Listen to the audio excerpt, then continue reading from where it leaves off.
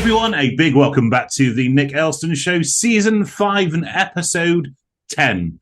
And following on from, sorry if I shouted 10 then, didn't I? Anyway, I'm keeping this in. As I said to Nicky just before we started, I don't edit, so I promise not to. I did shout 10 at you then. 10's a good milestone, actually. Following on from last week's great episode with Basit Siddiqui, him off Gogglebox. Another great guest to bring you today, and it's launching the Podcast a Day week series. Last time we did this, it was picked up by BBC Sound, so if I mention it enough, it may be done again.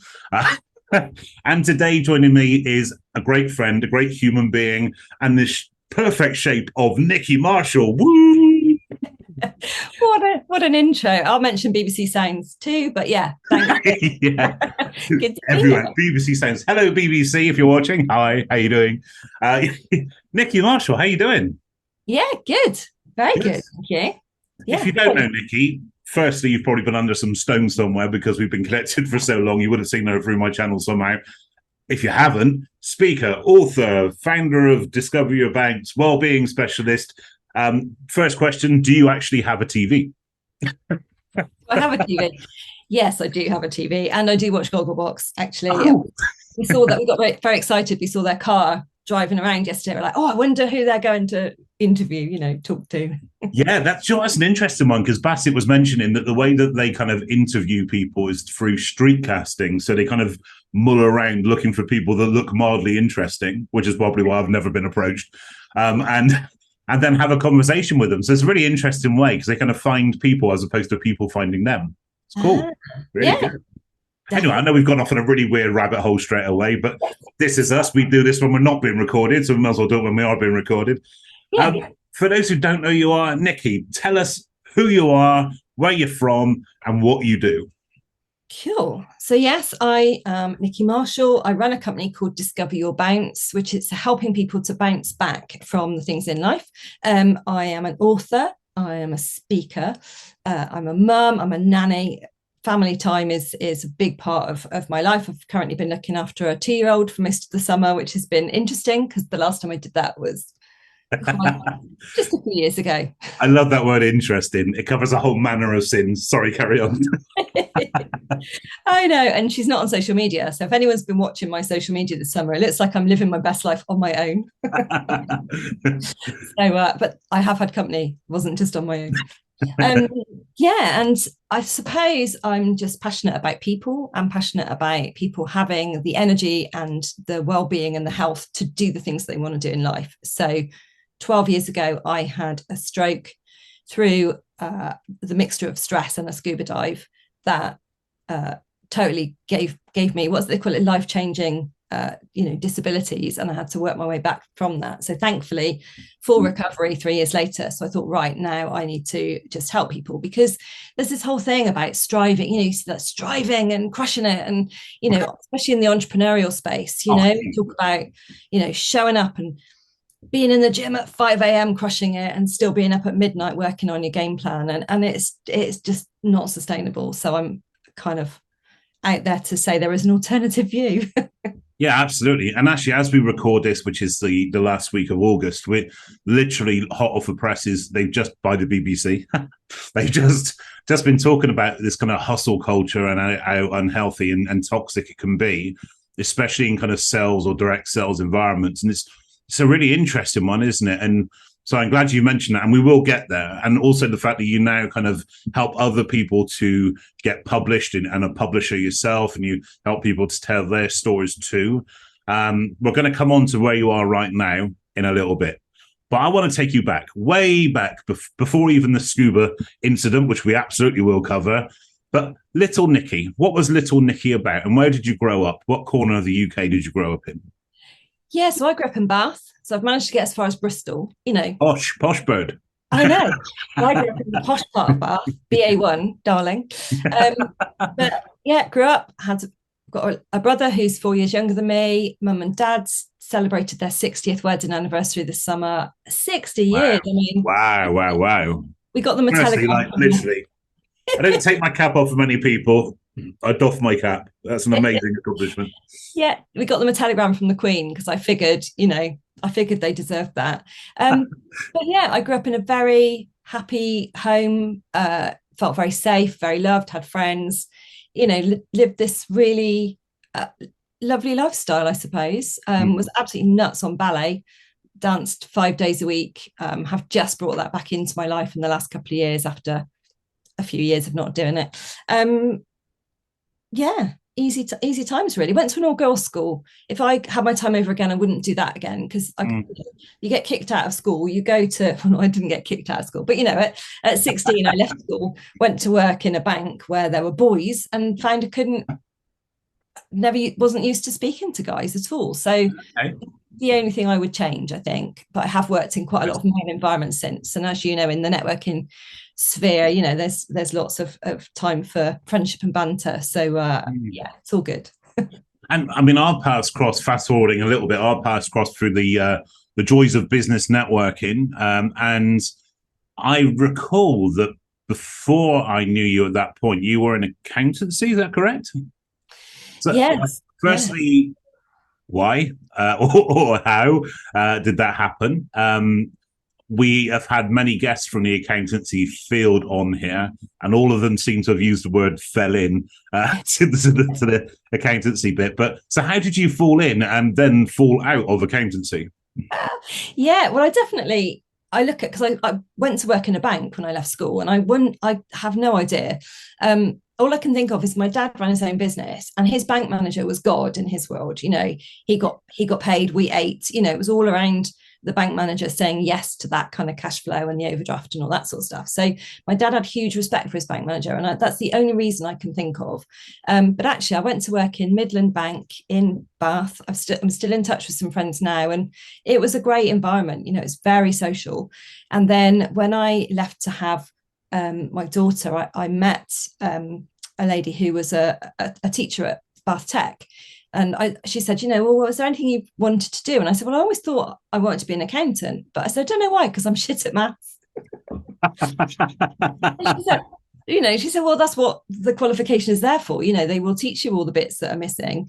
And so I did a practical bookkeeping hour-a-week course just to see if I could, and loved it, loved the study. Ended up doing 8 years of studying, got my AAT and my CIMA qualifications. I got to be a CIMA finalist, didn't quite do the finished exam because I'd got divorced at that point and got a job as company accountant. So I felt, you know, I had my own office and the company accountant label. I didn't feel that I needed one more exam to prove that I could add up, to be honest.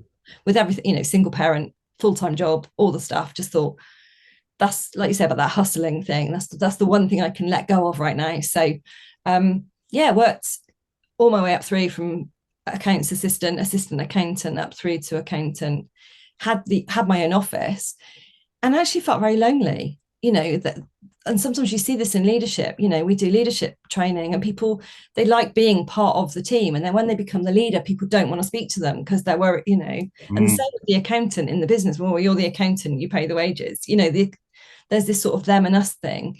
And through my divorce, through stress and overwhelm, I'd found, you know, sort of discovered holistic therapies, and in particular Reiki is something that really helped with my stress levels, and then decided to learn it myself. So I learned Reiki and then learned reflexology because there was a lot of science behind. I'm very woo. I love a bit of woo, but I also love a bit of science. I used to be woo woo, and I think now I'm just the one woo, because the one woo. Yeah. I love the science and I love the sort of spirituality side of it, and I try and mesh them together. There's quite a lot of evidence from science around why things work. So again, did the equivalent of 4 A levels in a year because why not? Part of that was anatomy and physiology, so got to understand the body, trained in reflexology, and then had my own practice for a while, then moved into a coffee shop and holistic centre because I thought, that's right, the Witch's Brew. Yeah, the Witch's Brew, and that's where the kind of networking really kind of came off. Just popping you on hold there a second, because like I said, these rabbit holes do form in my head and I will forget them otherwise, which would be an absolute waste. So I guess for those who are not familiar with Reiki and reflexology, we're very familiar with woo. We love woo on the show. My audience, well, it's me, isn't it? So just like you, so we love woo.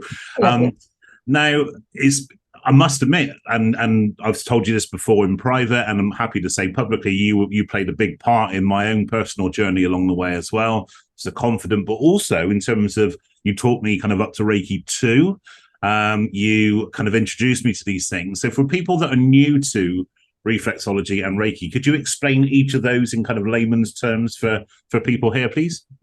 Yeah, sure. So Reiki is a Japanese philosophy, and it came out of the Japanese Buddhist temples, and it was all founded by a guy called Dr. Usui, and he,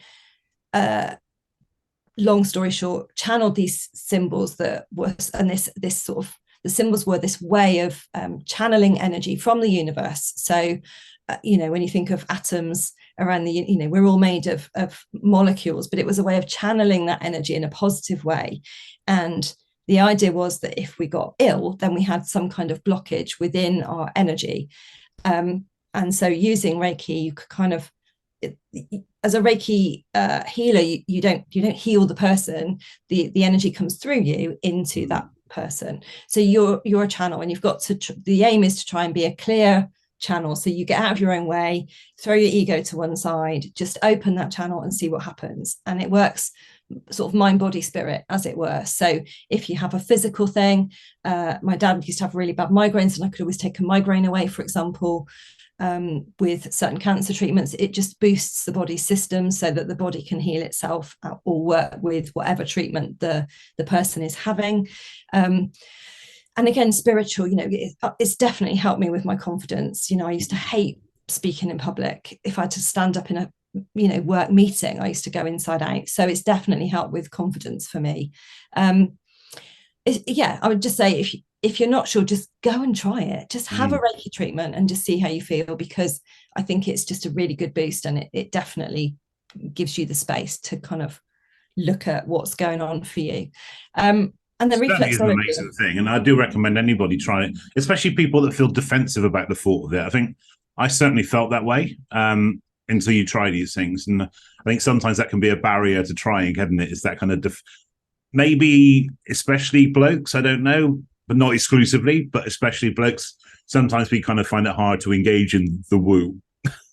Yeah, and we have a brain, we love logic, we want to understand things. You have this reticular activating system in your brain that looks for what you tell it. So we kind of make up a story of our own world. But I usually say, are you open to trying it? And I remember there was a guy who, he is a rocket scientist, and he was like, I think it's a load of hooey. So absolutely, you are absolutely welcome to have that opinion. However, would you like to try and feel Reiki? And he put his hand out. We were in a bar at the time as part of the dive club I was in, and I put my hand over his hand and just channeled Reiki into his hand. So you kind of visualize it coming from the universe through you and out of your hands. And he looked at me funny, and he sort of said, my hand's tingling. I said, okay. He said, it's because you're really close. So I was here in the end, and he was like, it's still tingling. And then I sent Reiki up to his ear, and the top of his ear went purpley red. And everyone in the back, mate, your ear's got, so, and he just went, oh, wow. But from then he was a convert. He came for treatments, so I think that was a risky move. I mean, he could have easily grabbed the pitchfork, shouted, she's a witch, burn her. That could have been the other option, you know what I mean? So. Yeah, well, I was running a cafe called the Witch's Brew. So, if there were pitchforks around, I was going to be the focus. So, yeah. And before we come back to the coffee shop, but reflexology, give us an overview of reflexology.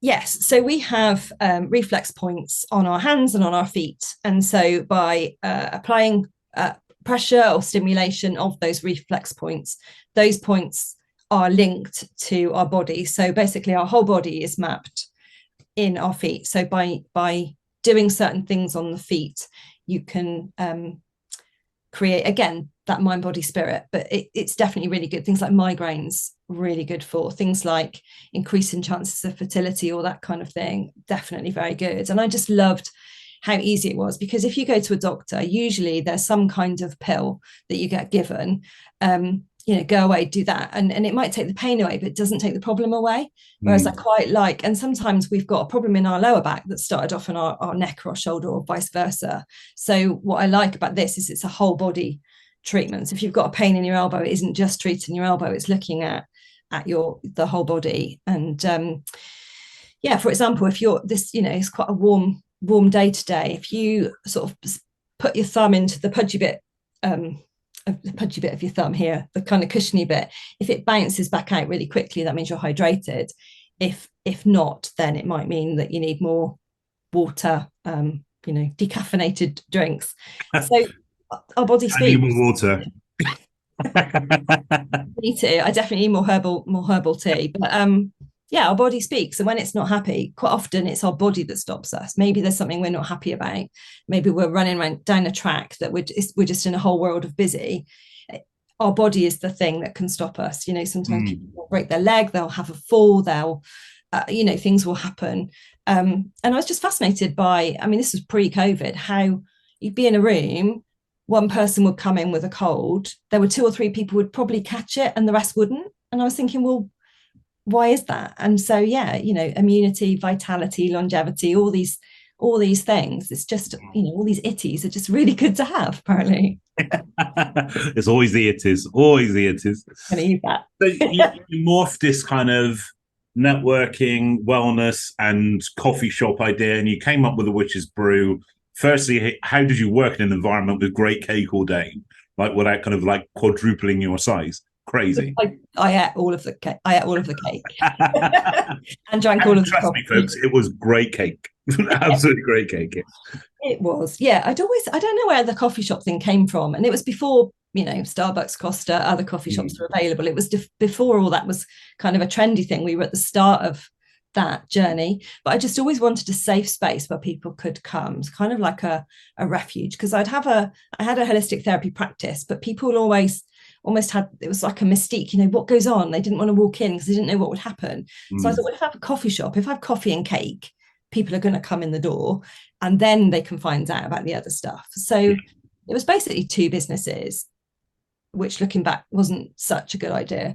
And social media wasn't the thing. So trying to make people aware of where we were was quite hard. But the first, actually getting it up and running, was very much in flow. Things just, if you follow the law of attraction, things just fell in my lap. If I wanted a premises, this place had stood empty for 2 years and the estate agent was next door. And someone had said to me, what about Whitchurch? And I'd just driven around, saw the for rent board, saw it was on with the shop next door. And I went in, the guy said, I'll show you around, make them an offer. They'll take anything, basically. I'm not sure that was the right thing for him to say, but it meant that I offered them a really low rent and they said yes.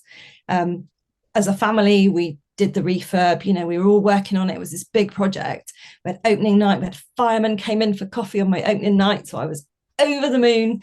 And then the next morning I remember opening the door and thinking, the accountant brain went, you've got to make £2,000 a month here before you've, just to cover overheads, before you pay yourself a penny or get any help. Yeah. And I got scared, I have to say. In that moment, I got scared, and I just did hustle, did work hard, woke up at 4 o'clock in the morning with that kind of, what haven't I done? And still awake at 12 o'clock trying to do a company newsletter to 4 people or something. It was ridiculous. And I did live on coffee and cake because I wasn't planning, wasn't drinking water, I wasn't planning what I was going to eat. I was driving home at 9 o'clock at night, kind of shaking, where I was so hungry and so probably sugared out. And then Phil would have cooked something, for him and the family, and I'd come home and eat it cold because I was that knackered. I'd eat cold curry, cold chili. And the next morning he'd say, you did heat it up, didn't you? And I was like, I can't lie, I just it was horrified, Basically ate like a clubber. Yeah. Without the fun, without the clubbing. Yeah. So was this kind of the prelude to the stroke and the scuba incident? Yeah. So my game, tell us about that, if you won't mind. My game plan was work really, really hard for 6 months, get the business up and running, and then take on more staff. So I had my daughters helping at weekends. They were at school or working, so they helped at weekends. I had a couple of people that would do an hour here and there if I needed to pop out or whatever, but mainly it was me. So from 9 o'clock in the morning, we'd go through till 4:30 in the afternoon, and then we'd open again at 6 till 9 for evening events. So it was cool. It was a cool space. I'm not going to do it now because I love traveling more, but with the knowledge I have now and the people I know and what I've learned, I could, it was a really cool space. We had author launches, we had some music nights, people did, like holistic therapists did training there. We became a training centre. We did pole dance lessons for the sort of female confidence. We sold really great cake, and we got a really lovely clientele, and I'm still in touch with quite a lot of them. And like you say, the Reiki training, that was happening a lot. So it was great. But yeah, 12 weeks in, I went for a dive weekend with my husband because we hadn't dived at all that season. My dry suit felt too tight and I thought it had shrunk in the garage. It wasn't anything to do with all the mounds of cake I'd eaten. My mask leaked on the first dive. I couldn't get my buoyancy right. Everything just felt faffy, it was just, and we were swimming against the tide a little bit. And we came out after that first dive, and I should have just gone back to because we were camping, I should have just gone back to the campsite and gone to sleep. But again, there's this thing of, you're being lazy, you've come away for a weekend, you want to make the most of it. So I did the second dive. That afternoon, going back up the hill, I kind of couldn't get my breath back properly and thought, that's a bit weird. And then 4 o'clock in the morning, that was when I knew. But again, listen to this. I wake up at 4 o'clock in the morning. I can't take a breath properly. So I think I'm going to walk it off around the field in the campsite for 2 hours because I don't want to disturb anyone. Wow. I don't want to interfere with their weekend. Yeah, so wow. I wake up at 6 and I'm grey. I can't breathe. We had a GP with us because it was on Lundy Island. We had a GP with us. She said, we need to get you to hospital. Our club ribs were really bouncy and I was running out of breath. So she was, I think I'm not sure how we're going to get you off the island. I was like, I could just go in a helicopter. And she said, well, no, you've got breathing issues. I think you've punctured your lungs, so I can't call a helicopter. And at that point I went, so you think I'm really ill? I thought I just pulled a muscle. Yeah. Really, the first thing in a bend is the word's just gone. People say it's not serious. I'll be fine. And so at that point, the coastguard happened to come around the corner. I still don't know what crew of the RNLI were there that day. We've asked a few local ones, still don't know who it actually was. But Helen flagged, kind of waved out and said, you need to get her to hospital. She's really sick, but she has no denial. That's the word. Denial. She has no idea how sick she is. Can you just go? And I left Phil on Lundy, said, don't you come with me. You enjoy your holiday. And he was like, okay, love. And then as I was going, he said to his friend, like, I should not have done that. I should not have, and halfway across the Bristol Channel, I couldn't feel my arm went dead, couldn't feel my arm. By the time we got back to the harbour master, I couldn't remember my name, how old I was, where I'd been diving, any of it. And I just felt everything was sort of like a sepia photo. And I just felt about 100 years old. I just had it was like my body was just giving up. I can even just thinking about it, there was just that weight and heaviness. And they sent me to hospital. This could be a 5-hour podcast if I don't hurry up. They sent me to hospital. It wasn't a punctured lung. They then realized that I had the bends, which is when you've got too much nitrogen in your body trying to get out. And I had a muscular bend, so my lungs, skeletal bend, which was my shoulder, and a cerebral bend, which was my brain. And at that point, when you go, oh shit, I won't drop an F-bomb, but I will drop a no shit. It was definitely a shit moment. Yeah. 2 hours by ambulance down to Plymouth, where there's the Diver Diseases Research Centre. A guy called Phil Bryson was there. I assume he's still there. Amazing. And his team did all the assessments, and I had 14 hours of recompression where they basically put you back as if you're underwater and then bring you back very slowly so that the nitrogen will disperse. I had 3 or 4 treatments, came back to Bristol, went wrong again, had to go back down, more treatments, came back, and I still had a weak arm and a weak leg. And I rang him up and sort of said, I think I need more treatment. And he said, no, that's how you are. But I can't use my arm and I can't feel my leg. And he said, it should just get better. It didn't. 9 months later, I had a neurology assessment, and that was when they said that I'd had a stroke. So, wow. Yeah, mic drop.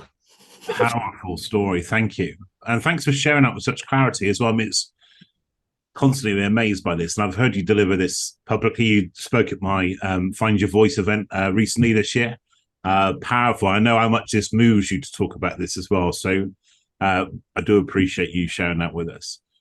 I guess the question that, and it maybe seem quite small in the whole grand scheme of the story, but the question I kind of wanted to ask you was, why did you kind of prioritize kind of waking people up over the importance of what was going on with your health at that point? What was the...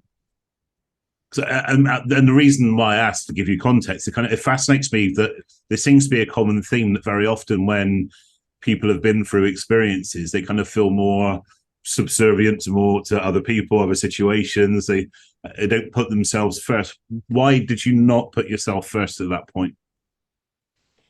I think we have this "I'm fine" syndrome, which, again, I'm not going to swear, is freaked out, insecure, neurotic, and exhausted. Nice. We're in a whole world of chaos, and at that point I was trying to tell everyone I was fine. So I tried to drive to work. About a week later, I did take some time off, and my daughter, who was helping at weekends, she was in between jobs. So I said, right, you're my manager.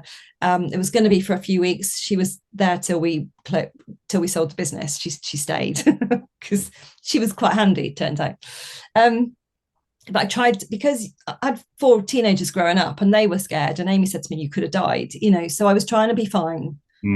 So I tried to drive my car to work and couldn't find bike point because my leg wasn't working, and had to give in and come home and then bought an automatic car because then I could drive.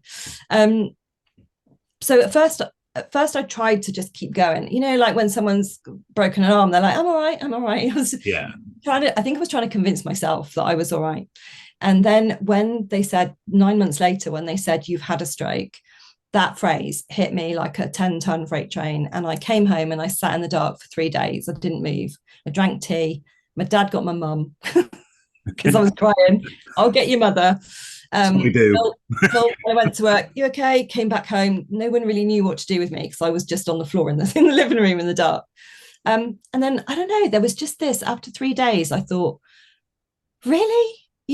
You're just going to give up? Like, people saying, well, you could sell the business, and well, no one would blame you. I'm like, I would blame me. This was my thing. And so I just went on a mission.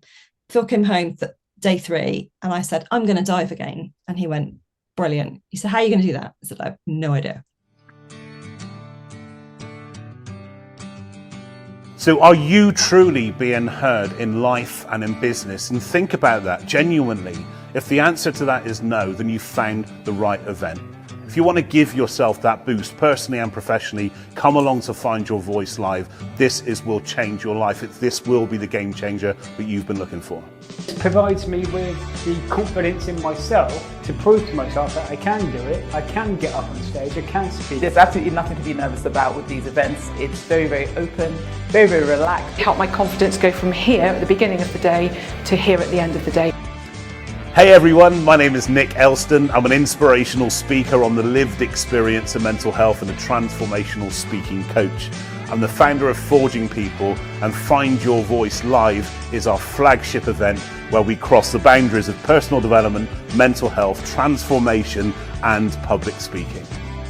Your ability to speak, to deliver any message to any audience with clarity and power and emotion will have an ultimately defining impact on your success by your own definition of that really subjective term. Speaking is life, speaking is business, speaking is education, and that's the thing that we focus on most. What I find is that people are here for many, many different reasons.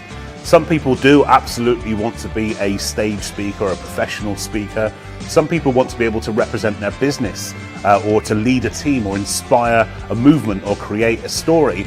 But even actually, some people want to be here just because they want to be heard at home. Maybe they don't feel their opinions being heard, that they can't say yes to the things they want to say yes to or no to the things they want to say no to. Again, this is where personal development meets mental health, meets public speaking to create a real positive impact. At the end of Find Your Voice Live, you will walk away with massive confidence around delivering your message. The ability to stand up and deliver means you will enhance your self-esteem in an amazing way. You will also have the skills and tools and tips and techniques to not only deliver a presentation, but to structure a presentation, to find your audience, to be able to deliver emotional storytelling to help your audience feel and make them want to be part of your tribe, make them want to be part of your following, and really tune into what you're truly about, to truly make yourself heard in life and in business. If you're sat on the fence, if you're still not sure, take the model that I use, say yes, worry about it later, and I'll make sure that you're looked after brilliantly. Myself and my team will make sure that you have an amazing day, transformational day that will have the desired positive impact that you want to achieve.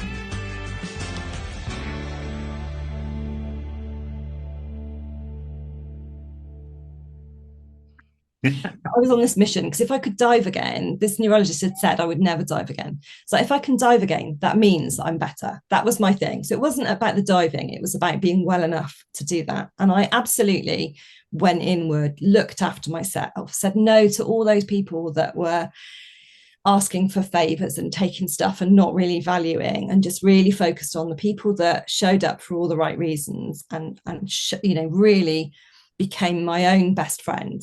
And that hasn't changed in the last 12 years. That's probably got stronger. I will do things for me first. Absolutely. And I did recover quite quickly. Some of the stuff, other things took longer, like the pain in my arm. I thought when you had a stroke, it just all went numb and didn't work. But the pain, honestly, was. Oh, wow. So really the experience was more pain than the numbness. Yeah. And I went to the doctor with the pain, and my blood pressure was 203 over 125. And he's like, you've just had a stroke. I think you might have another one. And I said, it's just this pain, so I took really heavy painkillers, took some blood pressure medication, got out of pain, got my blood pressure down, and then thought, right, how can I do this naturally? Because I'm all about the holistic, but sometimes in first aid, you need whatever you need, right? So I take a very small dose of blood pressure medication that I call my insurance policy, just until I feel my blood pressure now is 120 over 80 all the time. But with that medication, I want to get to a place where it's like that without. But I am where I am. I'm very open to a mix of orthodox medicine and absolutely. Do you think that kind of feeds into this kind of perception? I know we've discussed this many times before, and actually on the show as well, that there's a perception of people that are out there kind of speaking about mental health, well-being, whatever your thing is. There's this perception is like, hallelujah, this person's cured. They don't experience any challenges. They never lose their shit. They're always calm all the time, and they absolutely breeze over the things, the bumps in the road. That kind of really feeds into sometimes that feeling that you get that, not necessarily imposter syndrome, but why sometimes it can be difficult to kind of say that there's challenges going on because people expect you to have your everything together. It's just not right, is it? No, I think, there was a phrase when I was doing therapy, it's called heal thyself. And I think if you're trying to help other people, you always need to look at your own life and, like you say, work through your shit. If there are things that aren't right, try and make them better. And I said I was going to dive again. I had no idea whether I was going to get better or not at that point, but I had a goal and it was really clear in my head what I was going to do. And we did go diving in the Scillies 3 years later. And that was when I finished my book, Rescued by the Coast Guard, because I didn't feel I could finish it until I could dive again. It just didn't feel right. I felt like I needed to end the story either with not diving or diving. And we did 2 dives in the Scillies in a wetsuit, with a fantastic group of people. And then Phil said, are you diving again tomorrow? I said, no, I've got a book to finish. Just wrote my book. And it actually says from the desk of Nicky Marshall, St Mary's, the Scillies, because I finished it there. But absolutely. And I think, again, we have to be real, because otherwise people see, I call it the Insta life, they see you doing stuff and they, oh, look at her, she's living the best life. Yeah, but there's a lot that goes into that. And like I say, my health, my well-being, I don't take it for granted. And if I do, this hand will start to ache if I'm because it's okay, I can just do that extra speaking gig or stay up a bit late or have all of the cake or not go to the I can do all these things. We kind of think we're beating life, don't we? and then this hand will start to ache, or something or my mindset will really dip. I gave up drinking 2 years ago next. Well, by the time this goes out, it'll be 2 years ago. High five. Thank you. So I was just going to, for completeness, I will have a glass of champagne on my birthday or something like that. But I just wondered what would happen if I didn't regularly drink. And actually, it was my mindset. My mindset and my mood are just so much better. And they went, everyone called me Tigger. It wasn't bad. It's just got better. Let's talk about that. So what's your favourite kind of zero or low alcohol tipples? I think it has to be Brewdog, Nanny State. Good choice. Nice, yeah. I didn't like beers when, like IPAs. I never liked them when they had booze in them. But apparently the alcohol-free ones I really like. So, yeah, quite partial to Brewdog. Nice.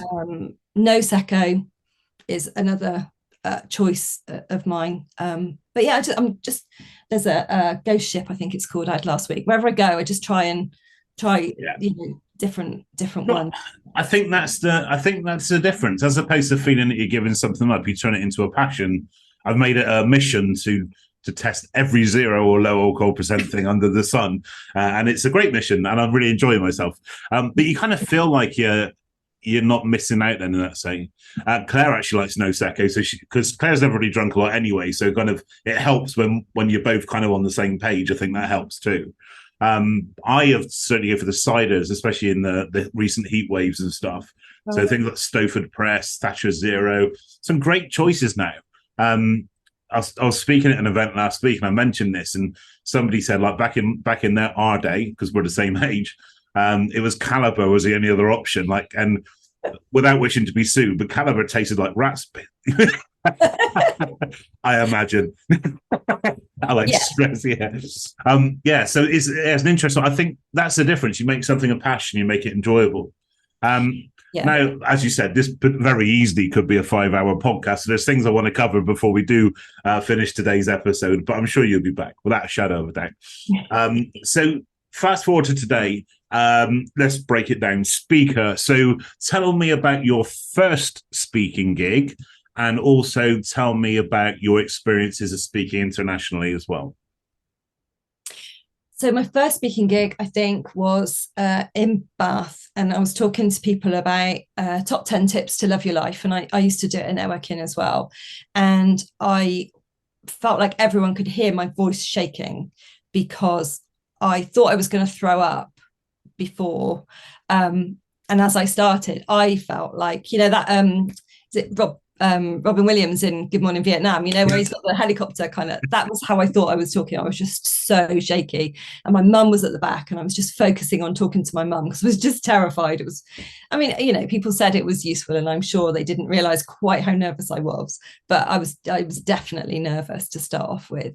And I just would say yes and try not to throw up. That was my kind of thing. And then gradually I realized that the brain doesn't tell the difference between excited and terrified, because you get these butterflies in your stomach and I'm like, hang on, they're the same. So I can just tell myself how excited I am. And so that was what I started doing. And when I met Sharon, I didn't realize that she hadn't done any public speaking. She came along and did an event at Lloyd's with me.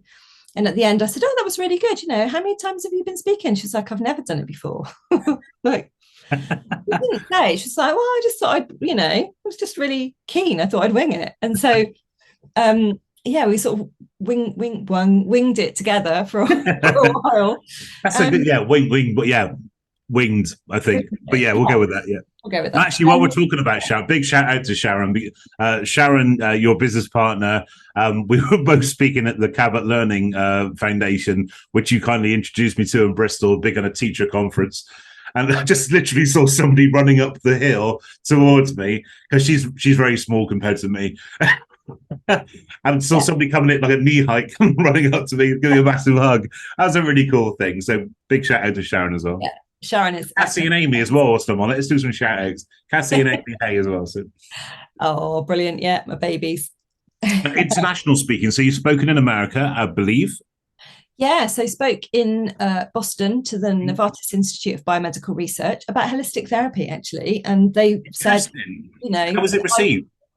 I you tell yourself that they're not going to be interested. I still do have that mind monkey that says, oh, everyone will think you're shit, but actually the guy that had sort of sponsored the event came up to me afterwards and just said, we are really bad at this. We just work. We don't have a work-life balance. It's just work, and I know I've spoken to scientists before, and actually Dr. David Hamilton is very open about when he was a scientist, he would work through the day in the labs and then go home and just lie on the floor. He didn't feel like he had a life. And so it was really interesting. And also, sharing my story. I've spoken on at the Women Economic Forum. I spoke in New Delhi in India, and Sharon and I have spoken in Slovenia. Amazing. Both really lovely. And obviously with COVID and the virtual world, we've spoken in South Africa, Germany, the Netherlands, Malaysia, Cyprus, all these, it's kind of opened up that opportunity. Do you know what? It's right. I think speaking is very much alive and well for people that are kind of exploring that. There's far more access now, isn't there? Because, as I said, geographical boundaries have been taken down in that sense. I like that.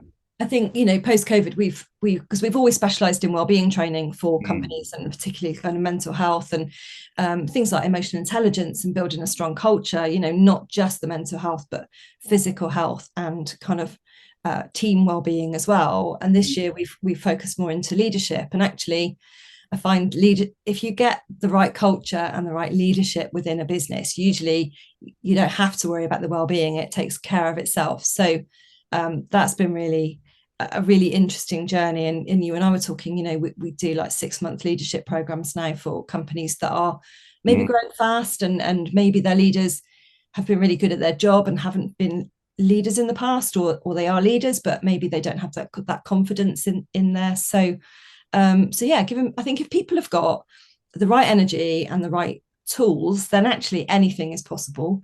And I like that angle. Again and again. Really strong angle. Yeah, I like that. And it's been fascinating to see, and amazing to see the kind of the evolution of Discover Your Banks and where it's gone, and obviously recently going into the publishing world as well. Before I touch on publishing, as a writer, your first book, was it rescued by the Coast Guard? I wrote a book called 100 Tips to Love Your Life, which Sharon and I relaunched at the start of COVID, actually. A revised edition. I like that. Yes. You're that good now. You're that big. You got a revised edition. Yeah, because the first cover was crap, to be honest. It really was. It was like this tie-dye. It's disarming truth. It's beautiful. But sometimes, if you're going to do something, I always think try it. So I self-published that book. Then I wrote Rescued by the Coast Guard. No. I self-published 100 Tips to Love Your Life. And like I say, but that book got me to speak at Great Ormond Street Hospital. So kudos to that book, even with the cover. The head of organisational development at Great Ormond Street, his wife had the book and he saw it. And that was very synchronistic. Very cool. But then I wrote chapters in a couple of books they were called the Missing Piece publishers. So we wrote The Missing Piece in Bouncing Back. And The Missing Piece in Forgiveness, I wrote a chapter, and they went to bestseller on Amazon. So I realised it was an Amazon bestseller, got speaking opportunities on the back of them, and then did Rescued under my own Discover Your Banks publishing label, only intending to publish my own books. And then one of my mentoring clients said, would you publish my book? And I couldn't think of a reason why not. So published her book. And at that point, at her launch party, Sharon sidled up to me and said, looks like we have another business. So we've now got 22 books in publication, I think. Amazing.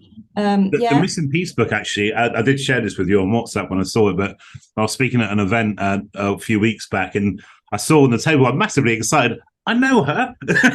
I know the author of this book. Yeah. I told everybody in the room, like, yes, I know this one. Brilliant. Yeah, I saw my book in a charity shop once, and I was so excited because it meant someone didn't throw it in the bin. They actually passed it. Yeah, exactly. Yeah. Passed it on. So, yeah. Do you also wrote, I could be wrong, but did you also write a fiction book or a semi-fictitious book about a witch, or am I wrong? No, I did. So I wrote, it was called An Everyday Witch, but I have recovered it because obviously I was running the witches. I'm so pleased you said yes, because I was really thinking I was going nuts then, because it popped into my head. So I did, but actually the book was a fiction about someone who was unhappily married, had 2 daughters, and thought there might be a better way. And so the fiction book charts her journey. And I always say to people, read it. If you know me, I'll leave it up to you which parts you think I've made up and which parts you think are real, because it's just a lovely story, you know, and it ends up on her honeymoon when she's met guy called Sebastian, and yes, that is Phil, and he did choose his name as Sebastian because I changed all the names of everyone in the book, you know, to protect the innocent and the not so innocent, as it were. But yeah, it's called Tabby Turns the Tables now, because my nickname at work was Tabby years ago. So it's based on a character called Tabby who finds out she's psychic, trains to be a medium, finds a different life. Yeah, and that bit is true. I did train to be a psychic and a medium, and loved the journey. And now I just use intuition in every part of my life, really. So I know that we can't delve down that rabbit hole because I want to, but I'm going to have to get you back on this because it will take us over the limit. However, all of the woo, we'll do it one day, Nick. Definitely. Well, absolutely, 100%. I'll probably send you a link to book another session in right straight after this to get you back in for episode 2 very quickly. But yeah, it's a really interesting one. Actually, I was going to be called Sebastian. It was only because I was born on Boxing Day was I called Nicholas because of the Christmas reference, but I was meant to be a Sebastian all the way through until I was born. There we go. Wow. Well, that's the other thing, because you share a birthday with my mum and I share a birthday with your mum. You do, that's right. Yeah, I always get this confused, by the way, but yeah, that's right. Yeah. I think I got it right. Yeah, you are so good at wishing me happy birthday, and I forget everyone's. I do apologize. But okay, so the last thing I wanted to mention was you and Sharon. I've just launched your own podcast series. I say just, fairly recently launched your own podcast series. Tell us about it. Yeah, so I think it was in spring. I think that was when we launched it. We've done a first season. So we did 12 episodes, and we've basically taken it from Friends, the one with ... So you very kindly came on and talked about mental health, lived experience, that kind of stuff, which was awesome. Christina Rianoff from Strictly Come Dancing. She was our first guest. We've had Paris Troy talking about fitness, nutrition, fitness, mental health. Let me think. The menopause, because both Sharon and I have been through that journey, so we really wanted to, talk to an expert. And also, so every series we have like a 10-minute, I call it a rant, but Sharon and I talking about whatever that subject is, and then we get an expert on and kind of have some expert opinions and advice and things. So yeah, it's called the My Wellbeing Show. It's on all the usual Spotify, Apple, Google, although it's on all the usual channels. Big shout out to Mr. Brimson for making it happen, because if he hadn't made it happen, I'm not sure with my technical ability it would have ever happened. And I'll hold my hands up, exactly the same with me, Mr. Mark Brimson. Again, links in the bio. Links to everything that we're chatting about here is going to be in the bio. Please do connect with Nicky, and I'm sure she'd be happy to hear from anybody who's got any questions or wants to connect, find out more about books, podcasts, that kind of stuff. Please do. 2 more things I want to mention. The first one is actually it's escaped my memory. There were 2 more things I was going to mention. See, now I'm under pressure because I refused to edit, but I've forgotten where I was. So I'm going to go with the last but one, and whilst I think about it. So I'm now the MC of the O2 Arena in London. 20,000 people have paid their hard-earned money to come and hear you speak.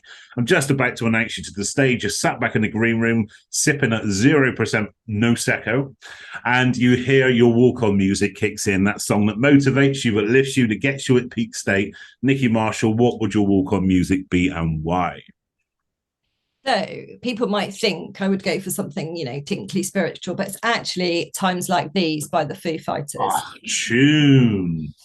Because, because at first it's just a belter, isn't it? It just really, because sometimes you get in a funk and you just need something to get you out of that. And it could be a walk, a laugh with a mate, but actually that song is my song. If ever I need a pick me up, that is the one. But times like these you learn to live again, times like these you learn to love again. So it's all about the bouncing back.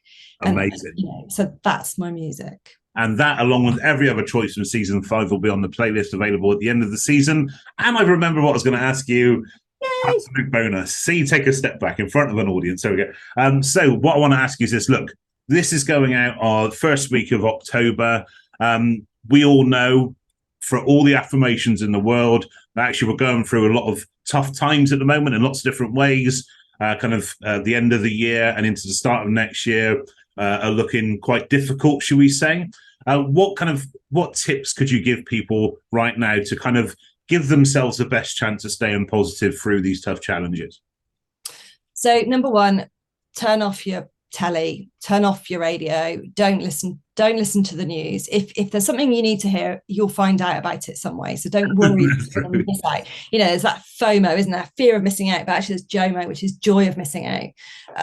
So just turn the bloody thing off, because that's what makes news. And if you think something negative, it changes your physiology very, very quickly. Your immunity tanks. So that's not good during any times, but with winter coming up, stay in your bubble, stay positive. That's the first thing, is to not listen to those things. And then have a phrase. So during the 2008 crash, I say that really sarcastically. I don't mean it like that, because it did happen. But it wasn't as bad as everyone said. But I came up with a mantra, which was, I create my own economy.